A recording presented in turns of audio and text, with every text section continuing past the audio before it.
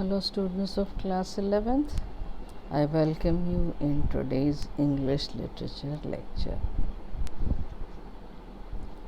Today we will continue the story from Snapshot, that is the supplement reader, The Summer of the Beautiful White Horse. Today I'll continue its part 4. Now, first I'll read the story, then I will give you the translation. All right, I said, but remember you have got to let me try to ride alone. I got down and my cousin Murad kicked his heels into the horse and shouted, Wazir, run! The horse stood on its hind legs, snorted, and burst into a flurry of speed that was the loveliest thing I had ever seen.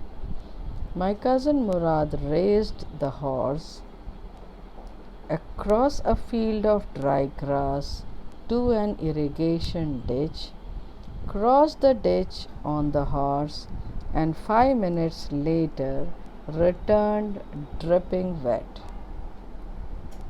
The sun was coming up. Now it's my turn to ride, I said. My cousin Murad got off the horse. Ride, he said. I leaped to the back of the horse and for a moment knew the most awful fear imaginable. The horse did not move. Kick into his muscles, my cousin Murad said. What are you waiting for? We have got to take him back before everybody in the world is up and about. I kicked into the muscles of the horse. Once again it reared and snorted. Then it began to run. I didn't know what to do. Instead of running across the field of the irrigation ditch, the horse ran down the road to the vineyard of Decran Halabian, where it began to leap over vines. The horse leaped over 7 vines before I fell. Then it continued running. My cousin Murad came running down the road. I'm not worried about you, he shouted. We have got to get that horse. You go this way and I shall go this way. If you come upon him, be kindly. I shall be near. I continued down the road and my cousin Murad went across the field towards the irrigation ditch. It took him half an hour to find the horse and bring him back. All right, he said, jump on. The whole world is awake now. What will we do?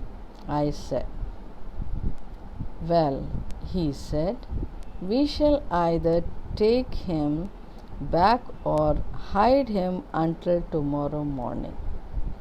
He didn't sound worried, and I knew he had hide him and not take him back. Not for a while at any rate. Where will we hide him? I said. I know a place, he said. अब देखिए बच्चों, ये कहानी बहुत धीरे धीरे आगे बढ़ रही है। 2 बच्चे हैं, आपस में उनका इंटरेस्ट हॉर्स राइडिंग में बहुत ज़्यादा है और किस तरह से वो अपनी इच्छा की पूर्ति करते हैं। वो ट्राइबल बच्चे हैं, वो घोड़ा खरीद नहीं सकते, लेकिन किसी तरह से उसके कज़न मुराद ने व्यवस्था बनाई और दोनों ने सवारी घोड़े की करके मज़े लिए। ठीक है, मैं बोला, पर याद रखो कि तुम्हें मुझे भी अकेली सवारी करने का अवसर देना होगा। मैं उतर गया तथा मेरे भाई ने घोड़े को एड़ लगाई तथा चिल्लाया, वज़ीरे दौड़।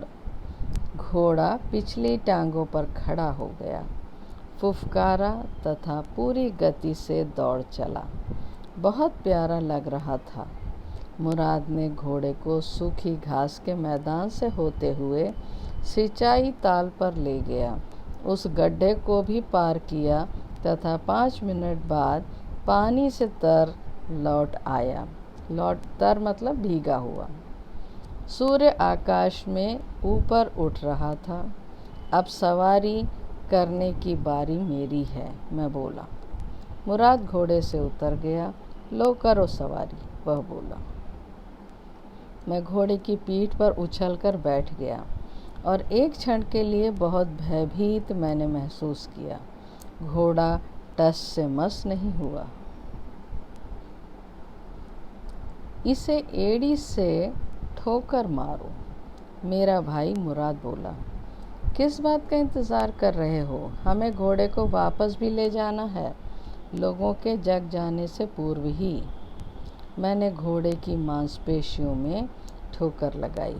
पुनः घोड़ा पिछली टांगों पर खड़ा हो गया तथा फुफकारा। फिर उसने दौड़ना शुरू कर दिया। मेरी समझ में नहीं आया कि क्या करूं।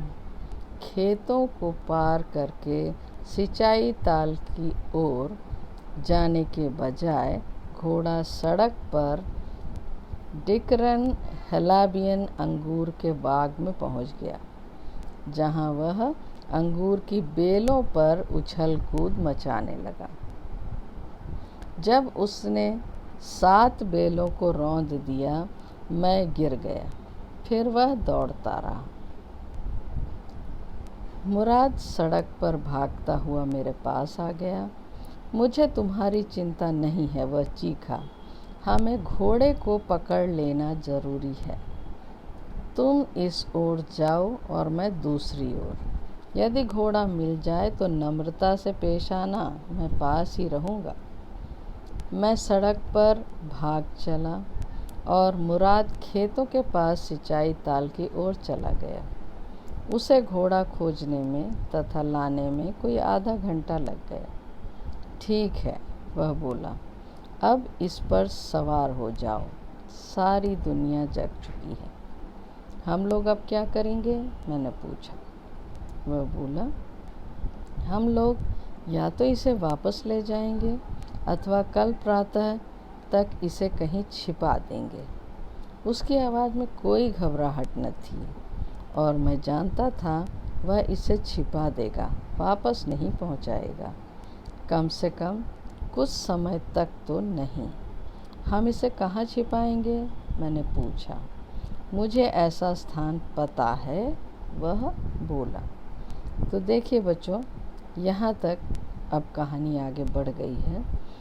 ये जो कहानी है कॉन्वर्सेशन के रूप में है। एक बोलता है, फिर दूसरा उसका जवाब देता है, फिर दूसरा बोलता है, फिर तीसरा जवाब देता है। कुछ इस तरह से है और कुछ पैराग्राफ में है। तो कुल मिलाकर के कहानी बड़े धीरे धीरे आगे बढ़ रही है, लेकिन बहुत ही इंटरेस्टिंग कहानी है और आप जैसे बच्चों की ही कहानी है। तो इसलिए बाकी कहानी के हिस्से को नेक्स्ट लेक्चर में लेकर आएंगे। आज के लिए इतना ही बस। Thank you children.